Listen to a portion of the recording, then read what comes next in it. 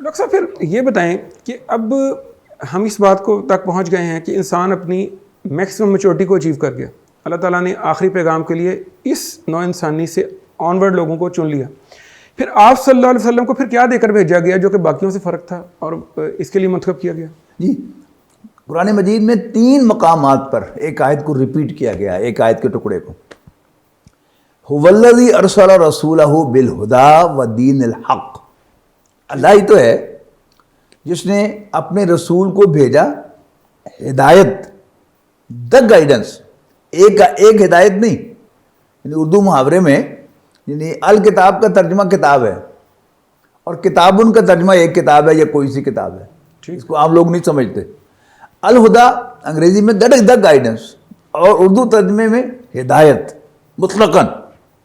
اور دین حق سچا دین دے کر بھیجا۔ ان دونوں میں ایک تو تجزیہ وہی ہو گیا کہ اللہ تعالیٰ نے وہ جو ایبسلیوٹ گائیڈنس تھی وہ نبی اکرم صلی اللہ علیہ وسلم کو دے کر بھیجا، باقی ہدایت نامے دے کر بھیجا حضرت موسیٰ علیہ السلام کو، داؤد علیہ السلام کو، عیسیٰ علیہ السلام کو، اور اس کے علاوہ بھی صحائف جو ہیں، صحیفے اللہ تعالیٰ نے بہت سے پیغمبروں کو عطا کی، ابراہیم و موسیٰ، جی ٹھیک ہے نا، لیکن الہدا صرف ایک ہے اور وہ قرآن مجید۔